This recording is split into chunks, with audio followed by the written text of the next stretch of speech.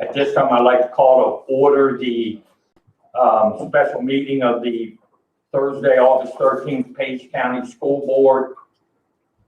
Roll call vote. A roll call, please.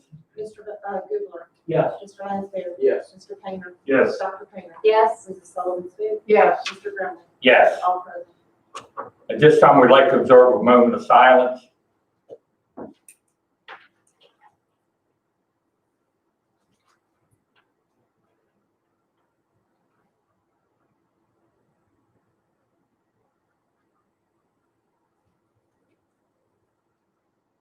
Thank you. Please join me for the Pledge of Allegiance to the flag. I pledge allegiance to the flag of the United States of America and to the republic for which it stands, one nation, under God, indivisible, with liberty and justice for all. Do we have any agenda changes or additions? No, we do not. Thank you. I'm sorry? Do these microphones need to be on? They go through the computer. Oh, okay. But are they on? The 2 years on. You're not going to hear it when you're back on. Okay. Sorry. Thank you. Sorry about that. At this time, roll call for action taken in closed session.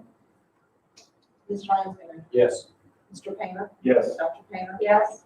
Mr. Goodler. Yes. Mrs. Sullivan Smith. Yes. Mr. Grumman. Yes. We're now moving into citizen comment. I believe we have individuals who would like to address the board, and then we will follow with the written comments.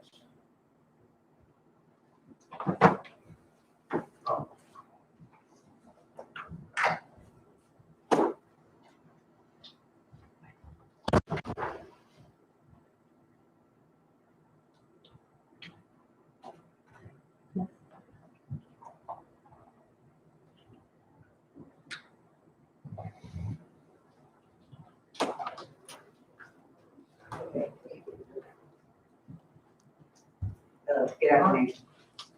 Hi. Okay. Good evening. I would like for you to state your name and your physical address in Page County, and also be known that you have 3 minutes to Yes. present your comment to the board. Thank you. Legal name is Michelle. I go by Jordan. My pronouns are he, him. I live at 163 Lisa Lane in Shenandoah, and I have 2 children at PCPS this year. Thank you very much. I appreciate the time being opened up to the process here. Have quite a few concerns. I noticed that the new mask guidance that came out today is talking about how we don't need to be wearing masks because if we have social distancing and stuff. That does bring up a few concerns, partly for our IEP learners. While it's a great step for our deaf and hard of hearing members and people that have articulation difficulties, so that they can use that lip reading to be able to be heard, we also know that children have a very difficult time social distancing. So there are extreme difficulties with that guidance as well. Middle and high school students, if they're changing classes, how are they going to change classes without being talking to the next class? It also brings up the behavioral concerns that are related to students that are unwilling to social distance or wear a mask, that also detract from the academic learning environment. We've discussed a lot about the infrastructure over the last few weeks. I've paid very close attention to that. And I understand that you guys are doing your best to procure those devices. The problem is that even with that remote learning option, if we have to go to school and download stuff, the people in our county who are poor and are out of work will have to choose between gas in their vehicles to go pick up packets, or, pardon me, or they're going to have to choose to eat. A better solution for that would be to set up, pick up, and drop off of any learning packets with the meals that are being provided to the students. Okay, pick up one day, drop off another day. As it pertains to IEP students, I have no idea at all how any IEP student is going to get a free and appropriate public education right now. We cannot provide the services without putting them into, according to the CDC, highest risk category from contracting or spreading COVID, because most of them need services that require to be inside of social distancing. They are also going to be in situations where they may not be able to wear a face mask or even a face shield. So these are concerns that we have. In conclusion, based on the gross difficulties with getting accurate information and everything else, you basically need to shut the schools down. I had a much nicer way of saying all that, but I do only have 3 minutes. Yes, I will correct that. Thank you very much.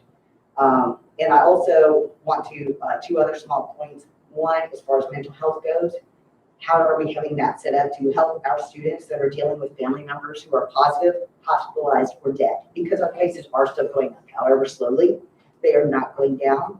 And I also want to thank you for including a small snippet in the last meeting about racism and overall inclusion.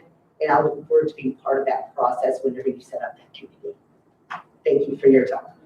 Thank you. Thank you. Do I end it? Yes.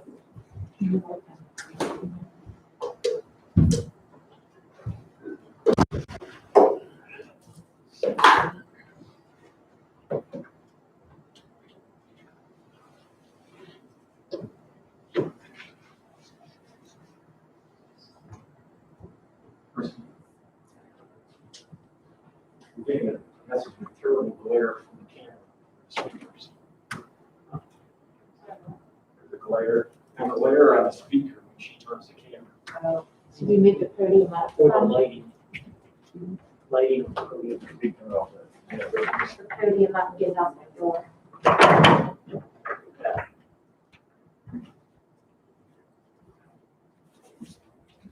Better? Is that better? Yes. Thank you.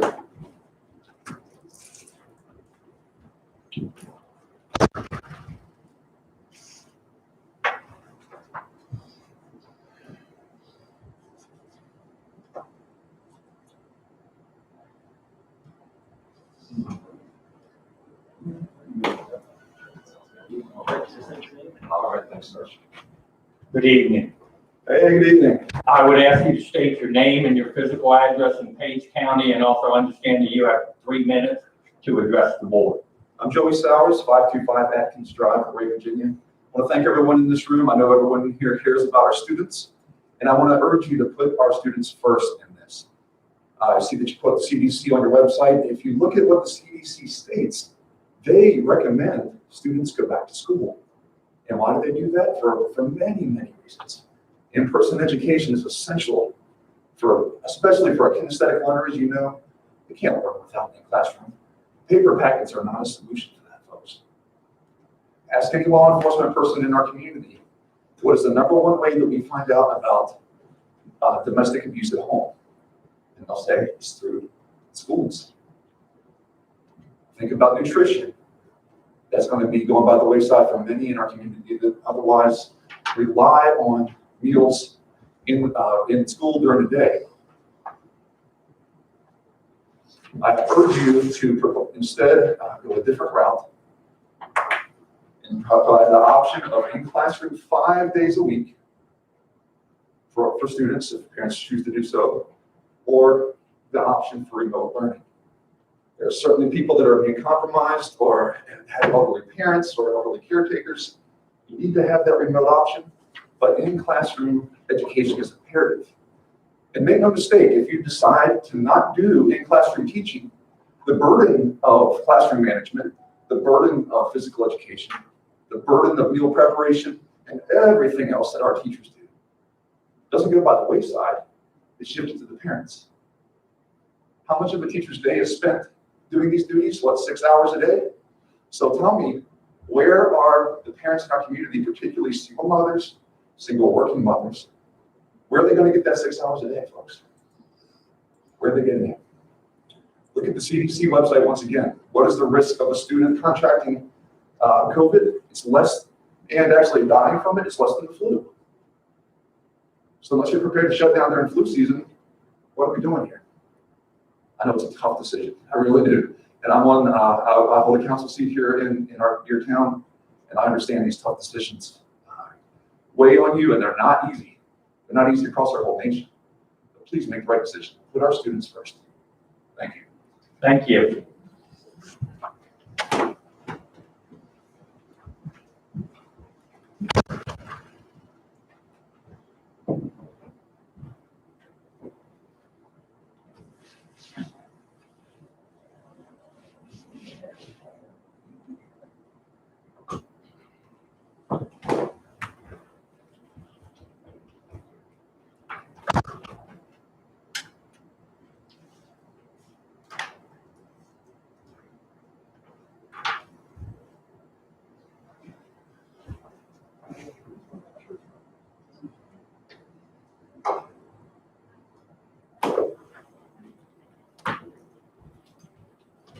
Good evening. I would ask that you state your name and your physical address in Page County, and understand you have 3 minutes to make a comment to the board. Good evening, my name is Renee Bryant, my address is 268 Coach Lane, Stanley, Virginia. I want to thank you all for hearing us out and for being here for us. I'm being told to speak a little louder. So basically, we've got a lot of questions. We realize that we're only going to do this in comment form. That's fine. We are just going to give you guys some food for thought. My topic that I'm going to bring up is I would really recommend that you would stop referring to remote and just call it what it is, and it's paper packets. That's what it is, and it's becoming confusing. And there's many people who are just now starting to understand that remote is nothing to do with virtual. It is only paper packets. A lot of people feel that this is nothing short of being sent home to homeschool your child. To piggyback on that thought, a lot of parents are also concerned about our teachers going to shift their working hours, because a lot of parents are working. So even that leaves their child to work on their paper packet for an hour and a half each day. And when the working parent comes home, then we're going to have to figure out what they didn't know. And that's going to put the parent in a position to have to reach out to the teacher to get some guidance. Will we receive a response that evening? Are we going to have to wait till the following day? And then if we have to wait till the following day, then we can't address that issue until we get home the next day, and then this cycle continues. So that's all I have to say. I know there's others. Thank you for your time. Thank you.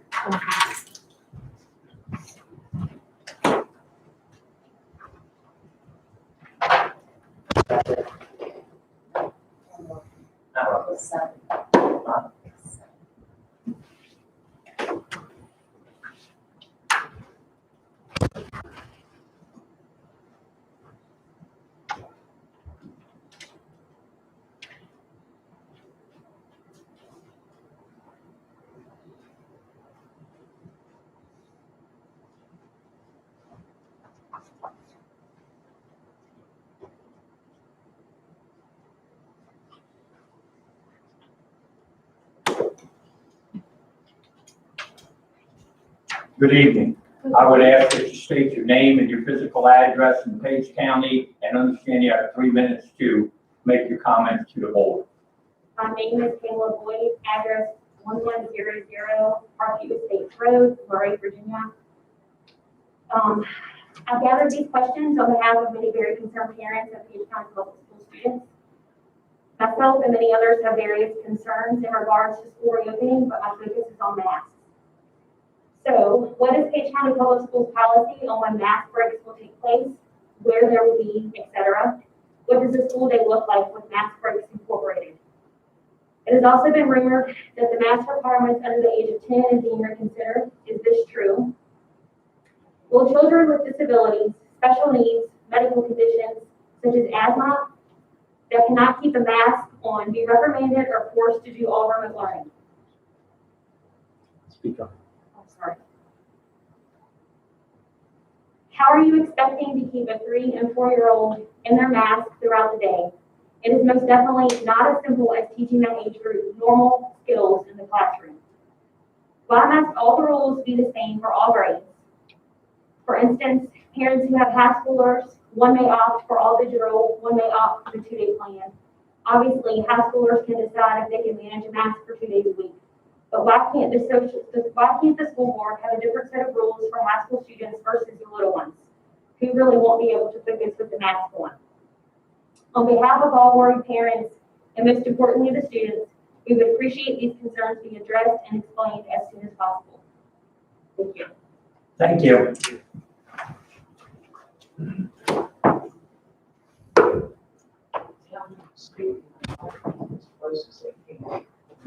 Tell them to speak. That's the last one.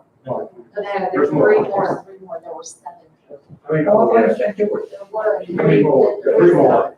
Three more. I believe Thank you. I believe Thank there's you. 3 more. Thank you. There were 3.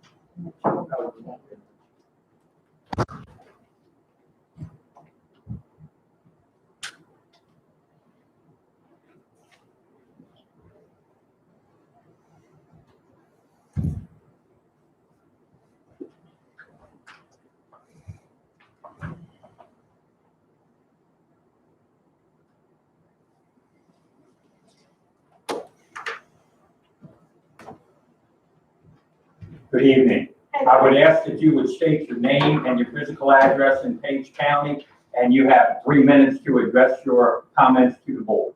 My name is Brody Montgomery. My address is 2157 US Highway 2. I was not prepared to make comments. I was prepared to ask questions, so I will make this brief.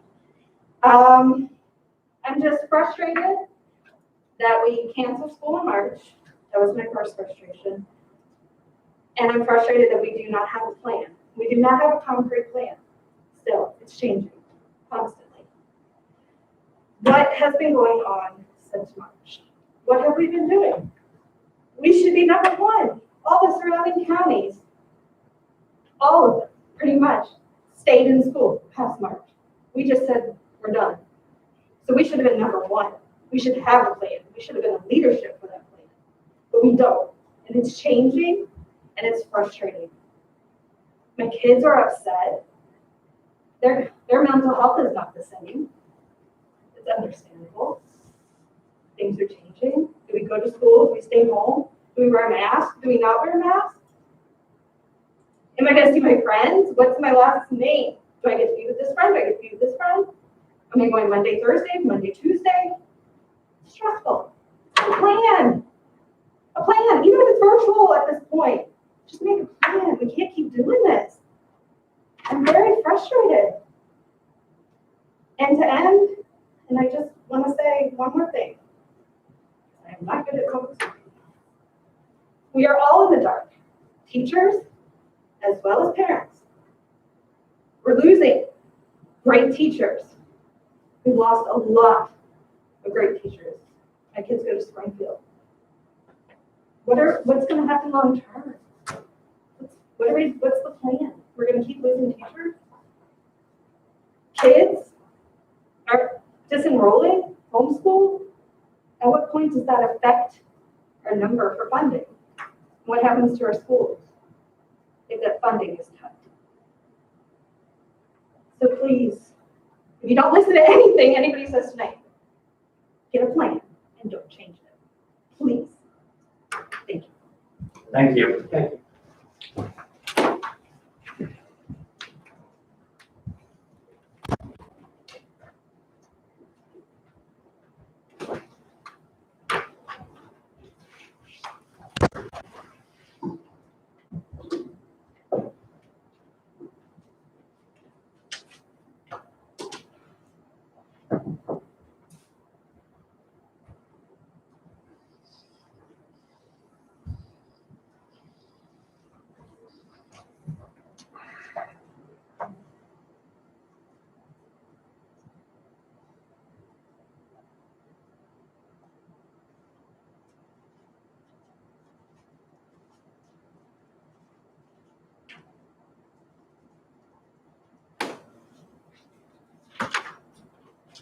Good evening. I would ask that you state your name and your physical address, and you have 3 minutes to address your comments to the board. Okay, my name is Amanda Green. My address is 141 Panorama View Drive, Stanley. I came today prepared to ask questions. I had a lot of concerns, but we can only do comments. So I speak on behalf of a very large group of parents. We have been talking about this now for weeks. When I say the disappointment and confusion over this school year is shocking. I know that things are crazy. I know COVID is crazy, but we cannot live in fear, and we cannot have our children live in fear. Our children need school. Our children need socialization. Their mental health is so important in this. My children are so social. They're so outgoing, and they are begging to go back to school early even. Kids begging to go back to school early. They will wear a tent all day if they have to go to school, I have heard, and they really would. They enjoy it. Parents are scared, students are scared. Where are these kids going to go during a school day if their parents are working all day? Who is going to be there to make sure that they get this work done when we get home at 8:30 at night and my kid has had a question that he hasn't been able to have answered all day because it's on a packet of paper and there's no way to get in touch with his teacher? Back to the mental health aspect of that, our counselors, our school counselor is going to be reaching out to these children during this time off. Nobody's reached out to my child the whole time we were out to check on their mental health and see how things were going at home. I think that that's very important and that should be addressed. Also, is there a potential of teachers being furloughed due to the extreme decrease in instructional face-to-face time? I think that that's a real thing that needs to be considered. I don't want anybody furloughed. I don't want anybody to lose their job. But if we are talking budget and funding, then we need to be looking at the whole picture. Also, parents are very worried about what their kids' day-to-day school life is going to look like. We feel really left in the dark. We are, I don't even know what today is, the 13th of August. So we are less than a month away from the first day of school. And we have no idea what's going on. None.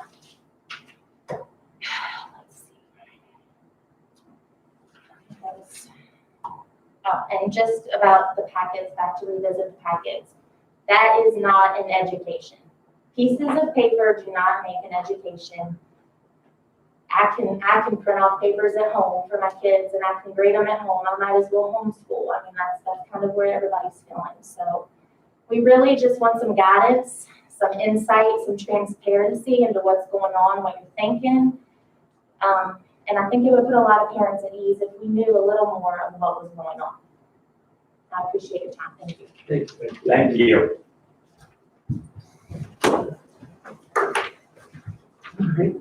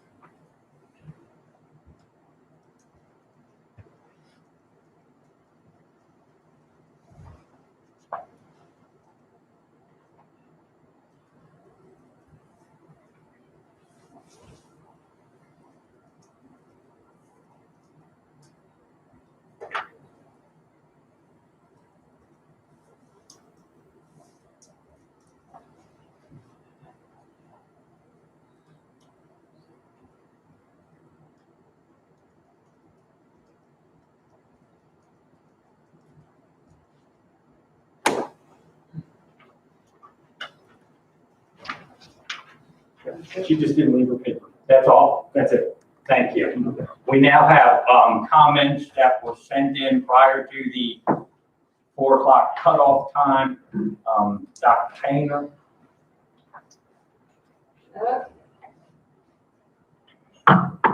LaWanda Fields at 39 Brumback Avenue, Lorraine. When can we get a correct answer about school? Is it online or in person? If parents want online, let them. I have a child with a disability who is in need of learning in school. Joan Peakfish, 121 Cattail Lane, Lorraine. I do not think it is safe for our kids to go back to school. There is no way to social distance little kids, much less the bigger kids. They do not understand, and there's no way you're going to get those kids to wear a mask all day. I think the school should go completely virtual, at least for a few months, and see what happens. Megan Williams, 300 North Bank Street. After reading the CDC guidelines published on August 11th, it's clear to me that they believe masks are beneficial in slowing the spread of COVID. While they may not be able to be required, they should be strongly encouraged, even when 6 feet apart. Anthony Adamovich, 81 King Street.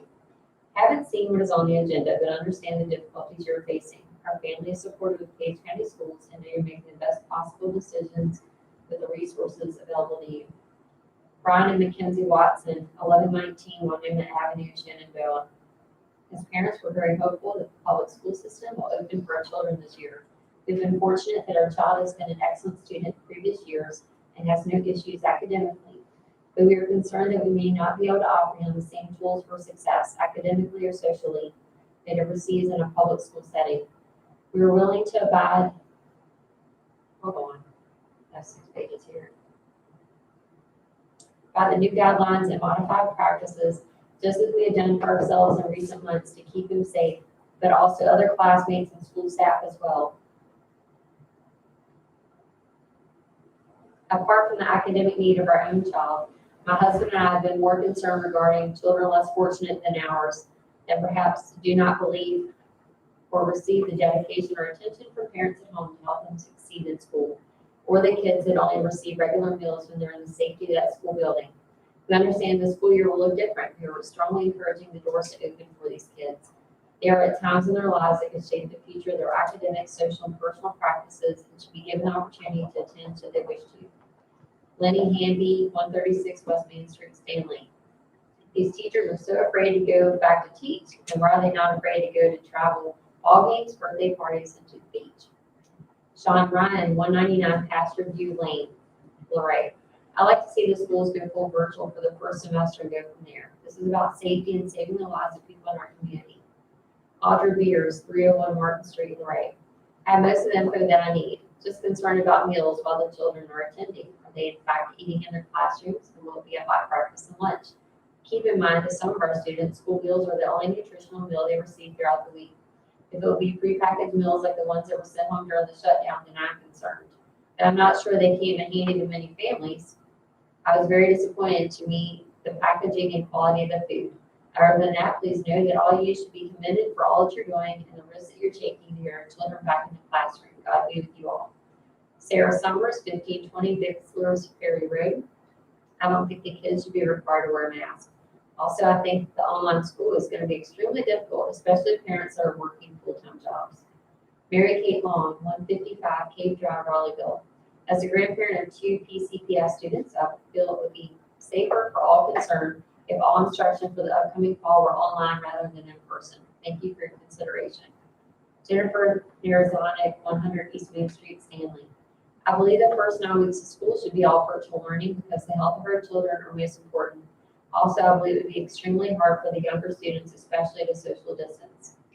Deb Jones, 326 US Highway 340, Luray. We would like to postpone the start of the school year until the second semester would normally begin so we can see what other schools are facing. I don't think the children will benefit from remote learning as they benefit from in-school learning, and we don't want to rush back considering the virus activity in the country state. Thank you for your service and have a great evening. Carrie Kramer, 367 Canoe River Drive, Raleighville. Virtual is the only safe way. It's what our students, teachers, and their families deserve. Stephanie Purdy, 651 Mount Carmel Road, Luray. Have you also considered that many younger kids who live in town and high school age friends have friend groups and have spent a majority of this extended break still meeting up? Basketball games and other activities are still occurring. Also, at what point do we consider the huge impact this has on many kids' mental health? At our house, it got to the point that coronavirus was much less scary than the very real depression that was settling in. I know none of this is easy for any of you either. I'll pray for wisdom for you daily. Joseph Walker, 400 Prospect Hill, Luray. I feel it's unfair to all students to not post videos and multimedia content just because some in the county do not have access to devices. I spoke with Eric Benson today and he discussed this. He said that the county isn't going to do anything unless everyone has a device. He also stated that they were exploring giving certain grades devices and not in others. Isn't that the same as some students having access and some not? In essence, everyone is going to suffer because of the few. The citizens of Page County have entrusted you with a $38 to $40 million budget to educate our children. In addition, there's over $700,000 in CARES funds that was given to Page County according to the state website. This money should be used to enable counties to provide education to their students. The plan that Page County has devised amounts to no more than a $400 homeschool packet. The school administration has failed the students and should be held accountable. Even if I send my 3rd grader to school for 2 days, my wife and I will be responsible for 3/5 of his education. This is not acceptable. It amounts to me homeschooling my child. Robert and Florence Golf, 148 Vistamont Drive. I appreciate that the school board has been placed in the terrible position and agree with Mr. Grimley that the state should have provided more guidance. That said, I urge you to adopt a virtual/remote model. My daughter is a high school teacher. She's not one of writing to you because she doesn't want to be seen as a troublemaker. So this email reflects solely my husband's and my views. We are 90, diabetic, and 80, heart condition, cancer survivor, and sepsis survivor, respectively. Our daughter is our sole caretaker. We are petrified of her bringing the virus back into our home as we are so susceptible. I wish that some kind of provision has been made for the few teachers like her who live with the people in the most vulnerable category for contracting COVID-19. Since there have not been provisions made for teachers in special circumstances like ours, I hope that you and the school board will consider changing from the in-person plan to a remote route like Shenandoah, Fauquier, and so many other divisions for the good of all families, including the teachers. One seriously ill person or God forbid death, whether student, parent, grandparent, or teacher, is too much of a risk to take given that so little is known about this terrible virus. Thank you for your consideration. Derek Goble, 622 Woodside Drive, Raleighville. While I have the utmost respect for the CDC, I believe they're working to the best of their abilities to give us accurate information. I know the best defense we have to slow the spread of COVID-19 is to instill a mask mandate at all times while on school property for students, staff, and visitors. It will nearly impossible to monitor students and have them maintain a distance of 6 feet apart. However, it's easy to see if a student, staff member, or visitor has a mask on. In addition, there are too many areas of the school where maintaining a distance of 6 feet is possible. It will be much easier to enforce a mask mandate than any other measure to assure the safety of our students and staff. We know by looking at other school districts that have reopened that an optional mask policy only leads to an outbreak of COVID-19 in those schools. This is not a chance we need to take in Page County, and the school board should enforce a mandatory mask policy in all of its schools. Beth Ansell. Dear Page County Public School Board, we are writing to express our support for in-person school instruction for the upcoming school year. Education is an essential service and should be provided in the most effective manner possible. We consider in-person instruction necessary for proper instruction and guidance of and for our students. It should continue to be an option for parents that choose the hybrid model. To date, there have been 349 confirmed cases of COVID in our county of roughly 24,000 people. That's a little over 1% in 5 months. With proper safeguards, in-person instruction can happen. When cases do happen, the proper quarantines and protocols can be followed. Life needs to resume. The damage being done by isolation is mounting. The social economic divide in our community will widen. Those poor working class families will be further disadvantaged and stressed. While some families can provide the necessary time and instruction and virtual learning demands, many cannot. We understand that there may be some staff that are at higher risk of complications from the virus, and they can be utilized to help with the virtual instruction aspects of instruction that some families are choosing. As elected officials, it is our hope that you consider the opinions and wishes of those who have chosen you to represent us. We feel that many people in Page County want in-person instruction for students, and that should continue to be an option. Thank you for your time and consideration. Kristen Harry, 8237 US Highway 340. Our pediatricians expressed their views on the need for children to get back in school this fall. She has also shared the cases they have seen have not been severe among children. I understand there are many things to consider, but those who are uncomfortable with their students starting back have been given the option of all online learning. I just hope that those whose children need that in-person instruction and interaction will be given an option as well. Kevin Moses, 1042 Valley View Lane, Stanley. My wife and I have a son, Gus, who is entering first grade this fall. My wife and I have both full-time jobs. In fact, we both fall into that essential worker category due to our serving as law enforcement officers, firefighters, and EMTs. We are absolutely depending on Gus being able to physically attend school as many days as possible in order for us to be able to go to work. We had received word earlier in this planning cycle that first graders would be able to attend school for 4 days per week and do virtual learning on the 5th day. I rang today to ask if this remained the case for first graders or bump them up to attending school 5 days per week. At this point in time, we cannot imagine Gus having to do more than 1 day of virtual learning per week. And even that 1 day will be a challenge to us. We both work full time. We are sensitive to the concerns about the virus, but we believe the simple precautionary measures that we've all adapted to over the past several months, including using hand sanitizer, washing hands, social distancing, etc., will keep these young low-risk students from becoming infected or affecting others. Moreover, our research tells us that first grade is a really vital time for children learning to read. Reading is one of life's most basic skills, and Gus is doing well with it, but he needs actual teacher/student interfacing to continue learning how to read increasingly more challenging words, sentences, paragraphs, and stories. In short, he and other first graders must right now learn to read in order to be able to, for the rest of their lives, learn to read. Please keep our young children in school. Thank you for your consideration of our position and our family's needs. We very much empathize with the unimaginable difficulty you're facing trying to keep the entire community satisfied, all the while keeping everyone's health and safety and keeping the education of our precious children as your most paramount priorities. You're our heroes and our minds and hearts. Thank you for all you do for our kids. Sincerely, Kevin and Melissa Moses. Joan Fish again, 121 Cattell Lane, Ray. I do not think it's safe for our kids to go back to school. There's no way to social distance little kids, much less the bigger kids. They do not understand. There's no way you're going to get those kids to wear a mask all day. I think the school should go completely virtual, at least for a few months, and see what happens. Michelle German, 712 9th Street, Shenandoah. Rumor has it the kids will have packets that will be about 3 hours of homework each day, where the parents cannot maintain work in 3 hours of homework per day per student. How will recess be handled? I don't want the kids to not be able to play together outside. How will lunch be? Kids can't even socialize at lunch. It's more of a jail than school for these kids. Cody Bowman, 383 Parkview Estates Road, Luray. I see many schools in surrounding counties going to remote-only learning for the first 9 weeks. I do not feel this is a wise decision or have any thoughts that our county needs to consider this idea. Maybe it's not being considered, but if it is, I want to ensure our thoughts are heard. My children need outside the home activities and interaction with other children. Having them shut up in the house for the last months has only shown negative impact in their decisions, such as more defiant actions. All sporting programs were closed, parks closed, pools closed, and on and on. We finally have a chance to get some of normal life kicked back off, and it's as if it may never happen. Our household opinion is to reopen with options as originally planned. Parents who are concerned can keep their kids at home, and parents who are not concerned or maybe cannot afford to stay at home with their kids any longer can have the school system run as close to normal as possible. Scott Ruffner, 259 Dan Vickers Road, Stanley.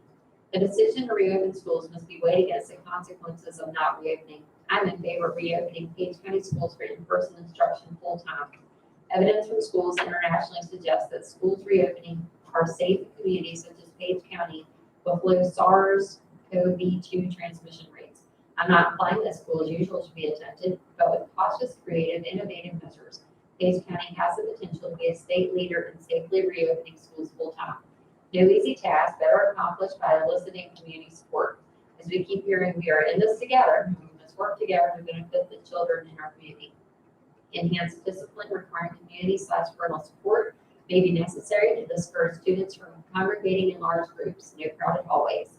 Volunteers may be needed for enhanced cleaning and disinfecting before, during, and after school on a daily basis. School personnel can do this so much. Community organizations, churches may be able to help with before and after school childcare so that children don't have to be attended by vulnerable grandparents until parents return from work. Derek and Christy Donovan, 1545 Bean Lane, Rodeville. Our 3 kids are transferring to public schools this year from Mount Carmel. We are very excited for them to have so many options in a safe, welcoming environment. We understand that COVID has changed the world, and there are precautions that must be taken. However, 2 days a week has been a difficult decision for us to live with. We are trying to be positive and are prepared to supplement our children's education where possible. We urge the school board tonight to consider fewer days or limiting activities even more. Our children deserve a quality education that includes face-to-face learning with a focus on getting them back in school full-time as soon as possible. That's it. Thank you very much, Dr. Painter. At this time, I will close the citizen comment period and we'll move into information discussing the reopening of school plan. I'm not exactly sure how the board wants to proceed with this. Is there additional information from the staff that you would like for us to hear regarding proposal for reopening school? Yes, we'd like what we discussed earlier, that some of our community members think we don't have a plan. We have had plans in place. It's just a matter of we have to consider now the needs more that we're having staff come back and what their concerns are. So again, trying to weigh between safety and instruction. So at this time, I'll turn the time over to our Assistant Superintendent of Instruction, Mr. Benson, who will share the different ideas. And again, we're open to anything, but it's just a matter of people have to remember that whatever we choose, at some point, it may all go remote depending on if there's an outbreak. So just everyone when we have to be flexible, we have to be able to switch on a dime. It's the reality we live in. We're playing by the rules that we have to follow, and we just have to be flexible. So at this time, I'll turn it over to Mr. Benson. Good evening, school board members. First, I'd like to start off by saying I don't think there's a perfect plan for the reopening of schools. I think we've all been made aware of the different constraints, whether they be technology, whether they be staffing, whether they be space, and I appreciate the time that we've spent to discuss some of the issues there on the table there. We have presented to you this evening several different proposals, but I would like to make the recommendation that we offer face-to-face learning for pre-K through second grade students that would involve 4 days a week, 1 day of remote learning. Face-to-face learning for grades 3 through 5, 2 days a week on an AABB schedule, 3 days of remote learning.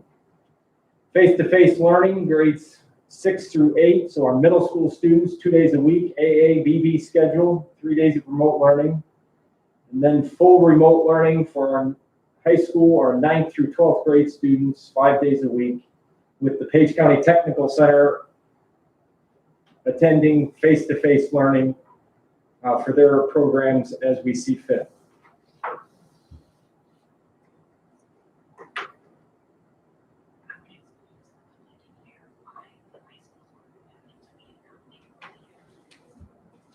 So one of the things that we discussed, and maybe Dr. Gonzalez has asked me to speak to so that the public understands, is as we look to bring more students back, we looked at what population of students can handle remote learning. And as been mentioned earlier this evening, it's no secret for us right now currently, our remote learning is going to be very simplistic. In some instances, it may involve paper and pencil packets. And in some instances, we're going to work to use devices to bring in videos and hopefully increase the engagement with that. In order to consider that model, we do need to look at using or utilizing staff at the middle or possibly the high school level to allow for the social distancing at the lower elementary grades. So we would potentially be using high school staff that we wouldn't be utilized because of there being a full remote learning capacity to help us socially distance and create those groups that the CDC and BDH recommends.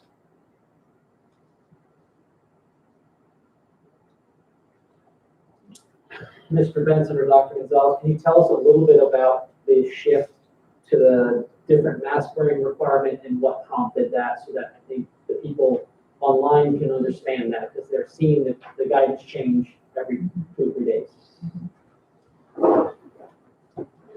We receive our guidance directly from the Virginia Department of Health.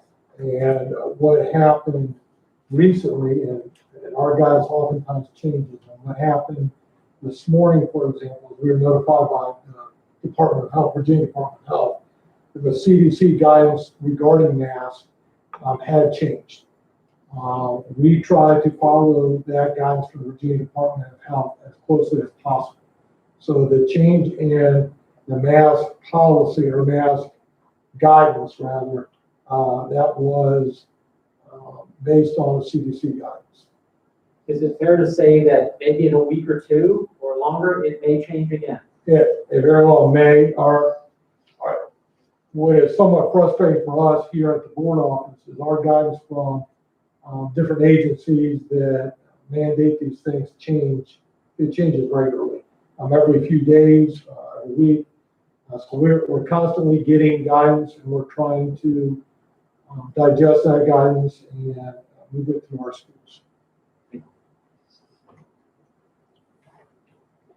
Mr. Chairman, I just wanted to add that if the school board is able to come to a decision this evening regarding the learning model for 2021, the school division will be prepared to put forth more detailed schedules, noting the amount of time that will be spent in certain subjects and, what the period schedule will look like at both the middle and high school level, because we've heard that concern from a few different people this evening.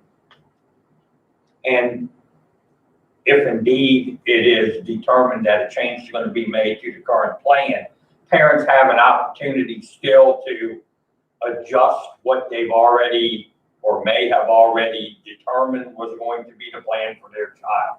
They have until Sunday to make changes.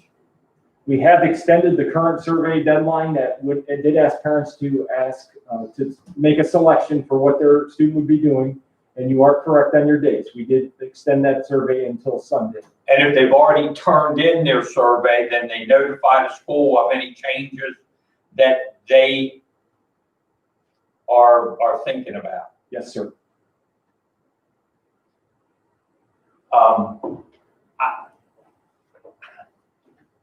I don't know if further. Okay, never mind. Well, I just want to clarify something for parents. When it says full remote learning on proposal 3, full remote learning 9th through 12th grade, because we're talking about chemistry and biology and things preparing them for college, is that remote learning not paper packets and going to be more virtual live opportunities with technology? That is correct, Dr. Painter. We do have a certain amount of devices on hand, and so we would be looking to collect those devices from some of the different levels and redistribute those devices at the high school to provide a better learning experience, not just paper and pencil packets at the high school level. It would be an asynchronous learning experience, which means teachers would be recording videos and other materials and activities, and we would be providing those to the device that they had been issued. We feel like there's several different avenues that we could use to get those materials to the students. One of which would be, syncing that device, either uploading or downloading those materials. Another may be just putting those materials on a USB drive and transferring that drive back and forth so that students would have access to the materials that they need.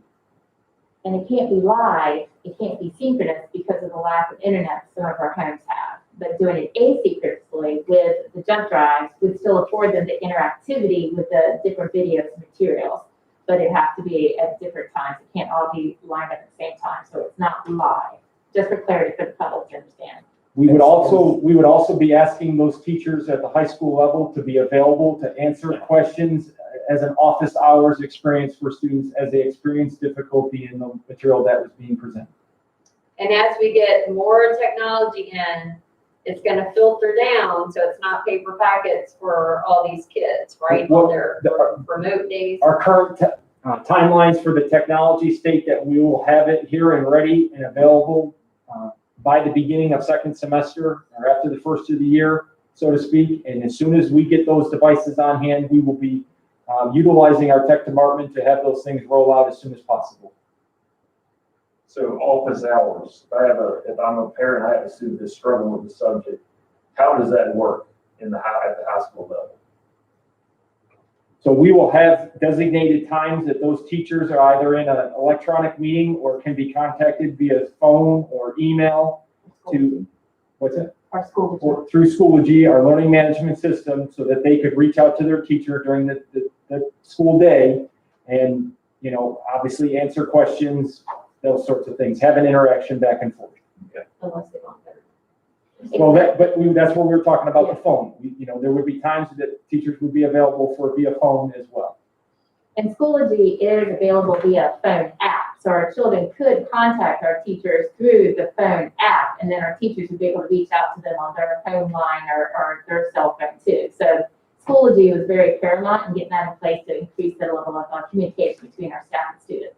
So just so I understand the Schoology, when you call in and I want to talk to you, am I seeing a video presentation of the teacher when I'm talking to them?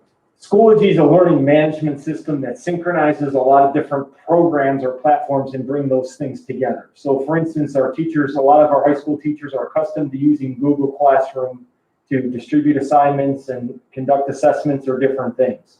So Google Classroom is a part of Schoology, so they go through Schoology to access those materials. So as those materials are uploaded for students to view, they'll go into the app, they'll be able to see that, they'll be able to read the document, watch the presentation, or whatever it may be, answer some questions, and have that interaction going back and forth. But it's the system that brings together a lot of different other standalone systems for our students. So it's kind of a one-stop shop for that process. So there's no opportunity to do a FaceTime with a teacher if you wanted to. I mean, they don't have cell phones from the school, right? The teachers do not have cell phones, no.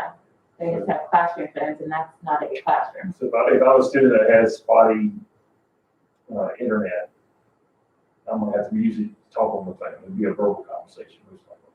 With the school as you possibly be in front of you that's been downloaded. Correct. Yes, sir. Question. At the bottom of the proposal 3, first 9 weeks versus first semester. Are we considering reviewing the first 9 weeks, and if things are kosher, then we pull back in and explain what's the plan is? I like the idea of looking at it after the first 9 weeks, and if something is for the better, getting everybody back in, but what's the process here? I think when we started to look at the time frame, we started to look at, what is realistic at this point. It's been pointed out by our speakers that when we close school in March to August today, things don't look a whole lot different. And so we tried to put forth a time frame and say, how long should this plan go on for? If parents or guardians are trying to plan for different childcare situations, what should they expect? I think we will be able to evaluate the plan after, first semester or first quarter, excuse me. I'll just say on the record, I don't think a whole lot's going to be able to change. We don't expect the technology to be here until November, December. So, but as I said, we're not going to wait until semester to roll out those devices. We will roll those devices out as soon as possible. If you look at, I'm sorry. If you look at the bottom, it says second quarter schedule. There's only 16 teaching days from the time that the first 9 weekends to the time that the second 9 weekends. So if you talk about a first quarter and then reevaluate, there's only 16 days until the end of the semester. Is that correct? There's 16 face-to-face days. Yeah, that's what I'm saying. Yeah. For students who would be in a 2-day-a-week AABB schedule. There'd be more days for K1, 2, according to this proposal. But for those students and middle school students, you're only talking about 16 days. That's correct, sir. I didn't think about that. Thank you. And that's about 16 days each quarter. I think one quarter had 18 and the other 3 quarters had 16 when you do the AABB model. It's a very choppy second quarter, okay? You've got several holidays in there with Thanksgiving and the winter break and the MLK holiday. So you've got several things that kind of break it up. Right. So just from a planning perspective, we've heard this evening, from our community, they want to have a plan. We were trying to put forth, this is what you probably should expect through first semester. Are you guys going to update the frequently asked questions? I assume you will, right? Okay, great. And that'll help folks sort of absorb a lot of this new information. Do you think it's worth it to offer a question and answer Zoom session for parents to help them further absorb some of this information? I'd be happy to do that.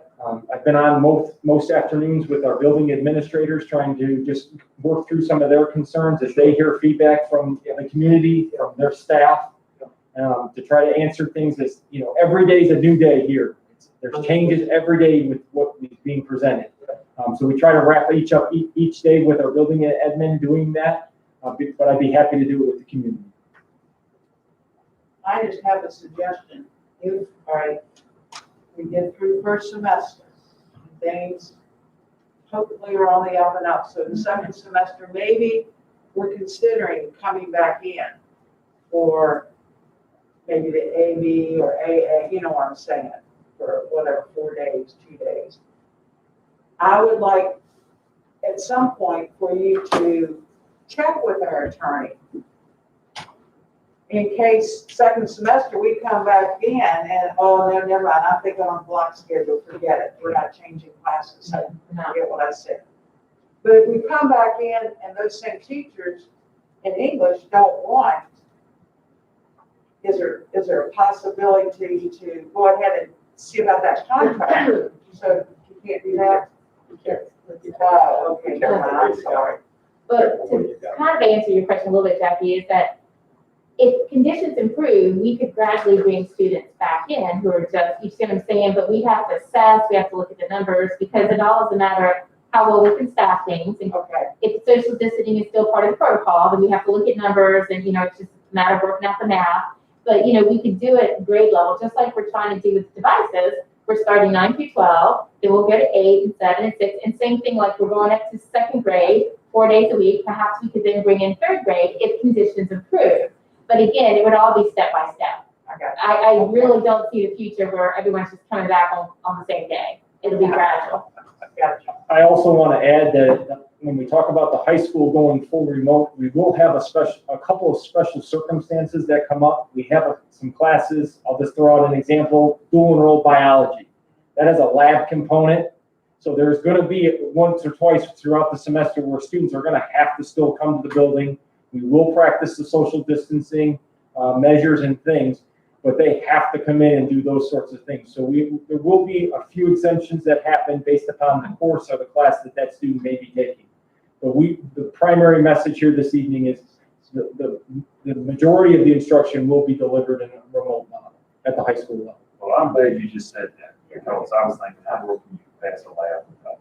But there may be circumstances at the high school level, such as students with disabilities, that they may be in person. That's correct. This document outlines, we have what's called special populations. So there's groups of students with disabilities, ELL students that have, maybe an IEP or calls upon that student has a disability that says they need to come to school more frequently, and we will follow the VDOE guidance for those situations. And the determination by the IEP team. So it's not a particular category of disability will qualify everyone, because that's not individualized instruction. That's group instruction. So it is going to be determined individually, case by case. And regardless of whatever model we choose, because one of the comments was directed towards the food and our children, we've always been feeding our children, and we will continue to feed regardless if they choose full remote, if they choose hybrid, or whatever model we end up on, children will always be fed. In the full remote high school model, we will still utilize our bus transportation to deliver meals and instructional materials. And just so there's clarification for parents, teachers will be working a full day every day. Yes. Teachers will be expected to report to school every day, sir. Is there a motion? I would like to make a motion, Mr. Chair, that we approve proposal number 3, face-to-face learning, pre-K through second grade, 4 days a week with 1 day of remote learning. Face-to-face learning, grades 3 through 5, 2 days a week and 3 days remote learning. Face-to-face learning, grades 6 through 8 with 2 days a week, 3 days remote learning. Full remote learning virtually for 9th through 12th grade, 5 days a week. And face-to-face learning at Page County Technical Center. So we have a motion and a second. Is there further discussion on the motion that has been made? Just make sure, and I know you do already, but this has got to be crystal clear communication to all. And we've already heard tonight, some didn't get somewhat, you can't control everything, but every effort, even maybe putting it in the page news, I don't know, but everything's got to be crystal clear, and every way of getting it out there has to be. I think the orientations are gonna take care of some of that. And I think the information that's gonna come out from this meeting and from this group, will take care of some of it, but you're still gonna have some people that are gonna be confused. Yes, sir. Mr. Chairman, can I just add one thing to make sure, just so the public is clear? There is still an option for pre-K through 8th grade students for full remote learning if they choose to do so. So it's everything that Dr. Painter suggested in the motion, but that option is still out there for parents or families. Thank you. But Yes, that may sir. be paper packet at this point. That's correct. So I just want to reiterate what I've said in the past. Mr. Painter mentioned before in closed session, we talked about this a little bit. It's important for everyone here, school leadership, to really closely monitor COVID positivity rates throughout the county. If we get to a higher percentage, it may require stricter mask requirements. I think we need to be flexible as it relates to that. And I think leadership should also closely monitor other school systems in different states that are currently now back in session with hybrid mask requirements, and seeing what those school populations, those students are going through, and see if there's spikes in COVID infection rates. So that needs to be closely monitored, and then have an adaptive plan in place in case we need to change what we're doing here in Page when we open up on September 10th. Is that fair? Mr. Chairman, I would just say for clarity for the public, if they can, if perhaps the board could express the reason we voted on plan, but we had the hybrid plan, AABD, we had the full remote learning option. We had a plan in place. So for people who are being critical and say we didn't have a plan, we had a plan. What's changed is exactly what Mr. Bugler just said. We're looking at the CDC, we're looking at the VDH, we're looking at what other counties are doing, we're looking at what's happening, and we also have heard from our staff who have now had to return back to work. And some of them are changing their minds. And so I want people to understand the reason we're having this discussion is because we're being cognizant of people's comments and their feelings. Thank you. Right now, we have a motion and a second on the floor. I would ask for the vote. Mr. Painter, Yes. Dr. Painter. Yes. Mr. Buford. Yes. Mr. Lanfair. Yes. Mrs. Sullivan Smith. Yes, Mr. Graham. Yes, The motion passed. thank you.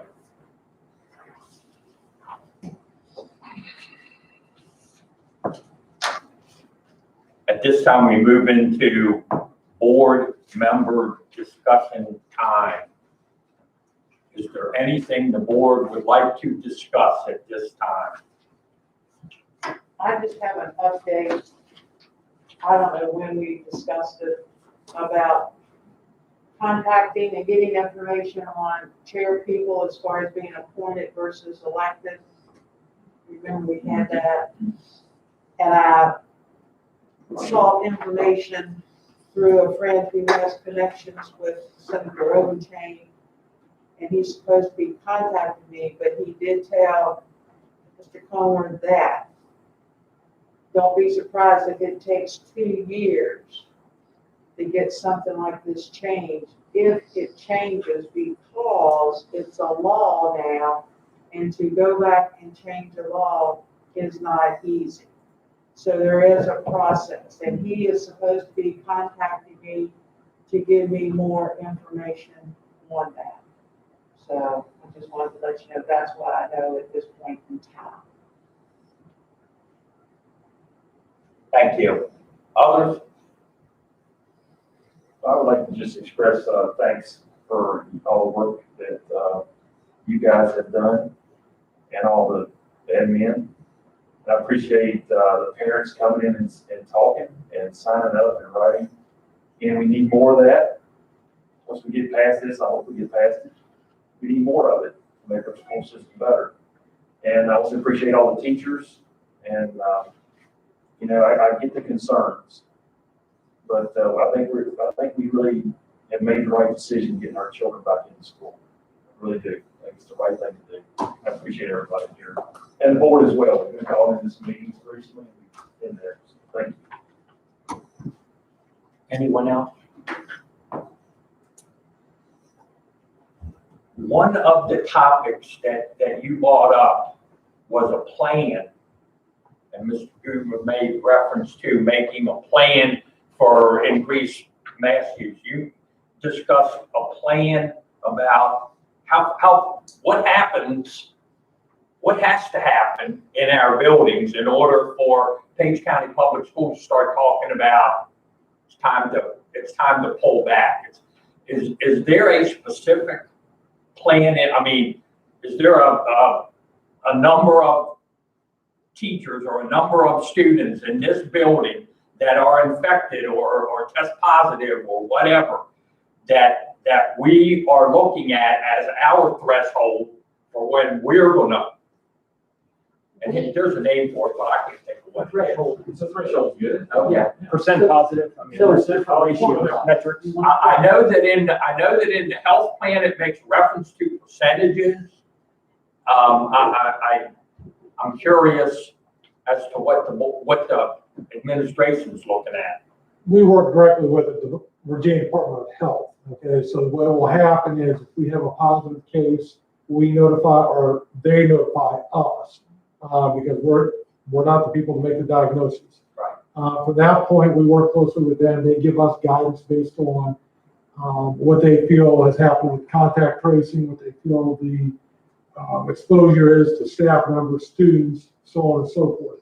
So I can't give you an exact percentage like this happens, then this happens, but rather it is an ongoing discussion with the Department of Health as to what we should do. I would add that the VDH is the group that tells us what phase we are in, and in each phase, there's different things you can and cannot do. Right. So we get an update from Dr. Green, and he says, you know what, Page County, you're in this phase, and these are the limits on the number of people that can come together, or this is the activities that are allowed, and we follow their guidance. And those percentages you referenced, it was all edited and corrected by Dr. Green. So again, even though we printed it, it was in consultation with them. And so it's their numbers, their call. We basically work with them collaboratively.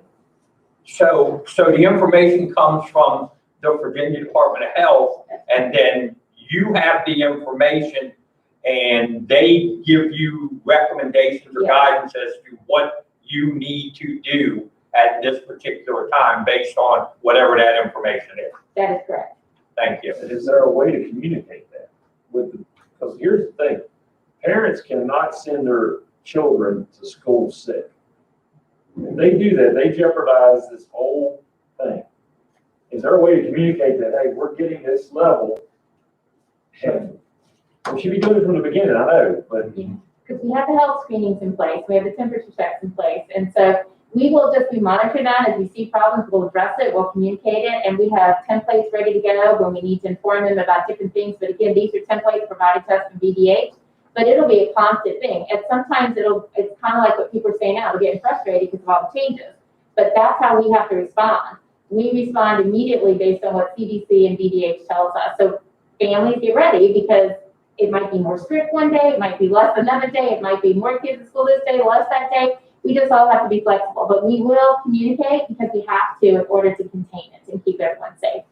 And Mr. Painter, I would add that there's maybe likely going to be instances where there'll be one school that's in Page County that's shut down, and there'll be instances where the other schools will be in session. Yes. Okay, it will be that, so to speak, specific, based upon what's going on in that specific location. That's the first I heard of that. That's good So that's information. good information. Absolutely. Just like it would be one classroom and the rest of the school's going, or it could be one school and the rest of the other schools are going. I mean, it's not a division-wide thing, not like a snow day. That's why Q&A Zoom, for that kind of stuff might be great. And that's why I think because of the unknown, we need to pretend this whole Chromebook, iPad technology problem is like that brand new pair of shoes you're waiting to come from Amazon. And every day you keep checking on where are they at, and what are our other options. Get with the county, see if we can find refurbished ones. I mean, just so that in case we have to shut down, that we're not relying on paper packets because we owe our kids better than that. I agree. So we really need to attack that before it happens. Dr. Painter, I'm thankful that we did not purchase Lenovo devices for Chromebooks. We've currently been made aware that the Department of Customs has stopped and held Lenovo devices because they're coming out of China, and there's a product that's contained in those devices that They're not allowing currently into Virginia and in several other states. So we feel good about our decision. We are doing exactly what you said. We're checking daily, trying to get an update from our Dell representative because we do know how important those devices are. We have looked at some of the refurbished devices that we do have on hand. I'll say this publicly, what we really need is we want to get students back in our seats, and then we're going to be able to reassess a little bit about where we stand with this technology and hopefully roll out some more. Because as we get students that come back and say, well, I have a device, we're going to be hopefully asking that student to use that device so that we can redistribute some of those other devices that this school division has to somebody who doesn't have those devices. We really need our community to work with us and be honest with us about what their actual needs are so we can provide for those that do have needs and not hold back everybody else. The issue is the equity of the devices. If folks are not honest, then and we don't have enough, then we can't distribute per grade level. But if folks are honest and tell us what they really need, they can really help out this entire school division. And if students currently, the way it's set up, if someone chooses to be a remote learner and they have a device, is there an option for, I mean, are they nailed to paper pencil because other people don't have a device? Or is there an option for them, you know, middle school, elementary school? Okay, everyone who has access, let's say they have their own device, they have the internet. If everyone can keep in mind, paper packets is like the standard. Like we have to offer that to be equitable to everyone in the division, right? The base package. It's the base price, the base package. That's what we're doing to be equitable to all students. We have to do that. Then children who have access, children who have the internet, have a device. Well, they don't need the paper packet. They can download and upload and sync that way, but we have to keep the lesson the same. So I want to be very clear to our families. If it's a grade level, let's just pick one. Let's say it's fourth grade and you have to do paper packets right now. And so our teachers are going to prepare the lessons as engaging as they can, minus the videos and stuff, until we can assure everyone has access. You see what I'm saying? So they're going to get, it can't be exact, but it's going to be as merit as we possibly can get it of the lesson delivery model. It's just a matter of you're downloading and you're uploading electronically, the other person has it in hand. As we're able to get more Kajits and Wi-Fi's out in the community, remember, we're working with the county on that, but that takes time. And everyone, that shouldn't be a shocker that we lack that in Case County. The pandemic just brought it to the forefront and put it to the front burner. But so that's a work in progress. But so as it's just like Mr. Benson said, those who have devices, and that's what he meant about when we get the kids in the seats, we're going to reassess. Who needs the paper packet? Who needs it by jump drive? Because if who have devices, if they have devices, we can do jump drives. And then who has a device already at home? So that's going to change our logistics a little bit. And based on what people tell us, once we really see who's in the seats, then we're hoping we can have enough computers left over to go to another grade level. You see what I'm saying? While we're waiting. At the end of the first semester, we're going to have enough devices for everyone. And in addition, we're going to have a few extra because in case something happens, you got to have a few extra. So we'll be ready in a few months, but right now, at least we can accommodate quite a few. So it is a logistical issue that we're going to need parents to work with us on. So the answer to my question is, the information is available in forms other than just paper pen. That is correct. Thank you. Mr. Chairman, I've used this analogy with Dr. Gonzalez, and I think it's very simple. I think about it as a staircase. And at the bottom of the staircase, you have a paper pencil packet, and we're going to mirror that paper pencil packet on the device. So if you think about a PowerPoint presentation that a teacher did, they could access that PowerPoint presentation on their device, or we could print out that PowerPoint presentation and send it home in a packet form. Okay, that's the same thing. What we can't do is replicate a video. Okay, there's no way for me to send home a video form of the packet. But as soon as everybody at that grade level has a device, then I can start to introduce videos and we can start to make that remote learning experience a little bit better for our students. Does that make sense? So what we want to do is step up. We have to start at a certain level just given our restrictions with the devices. But as those things become more available to our students, we want to step up and make our remote learning a better product. We share the concerns that were expressed by the community here this evening. Yeah. And when we step up, we can step up with jump drives. Once they have a device, then the videos can be delivered that way. And we've also been exploring with the operations side of the house. With the food deliveries, that's how we can help deliver jump drives or packets. Again, I know one of our family members tonight had concern with between gas and eating. And I just want our community to know that we were already planning all along to help deliver it to the bus stops. We can't essentially go house to house because we can't go on roads that aren't state maintained with our buses. But we are looking to support our community by getting the materials out there. I just want to put everyone at ease with that piece. Thank you. Anyone else? Well, the only suggestion I'd make on a couple things. So when I say robust, I mean something that you're really focusing on. Is that I think with teacher safety and the school safety, I think you need to have a best practice amongst the schools where you're gonna have a more of a uniform, standardized way of approaching things. I like the way you did the hallway out here, very, very nice, done, nicely done. So that's one thing. The other thing is when we talk about video for like the high school and as we move forward with things, there's got to be a robust way of looking at cross learning cross pollination that you can have amongst the school and the teachers to get a best practice. And I'm sure you two guys will be the ones leading, both of those things. So that's the only thing I would encourage is that we have a real robust way of getting feedback from students amongst the teachers. Let's get the best practices out there. We appreciate that, Mr. Painter, because starting next week, the instructional team is providing that frameworking guidance. Right. Because there's a different, everyone has a different level of understanding of what this means, and so we need to get that guidance. And also, the State Department tomorrow is putting out a virtual learning guidance for all the school divisions that we will be sharing with our teachers so that we can cross-pollinate it with best practices across the division. Yes, sir. Very good, thank you. All right. At this time, meeting adjourned. Thank you. Thank you all.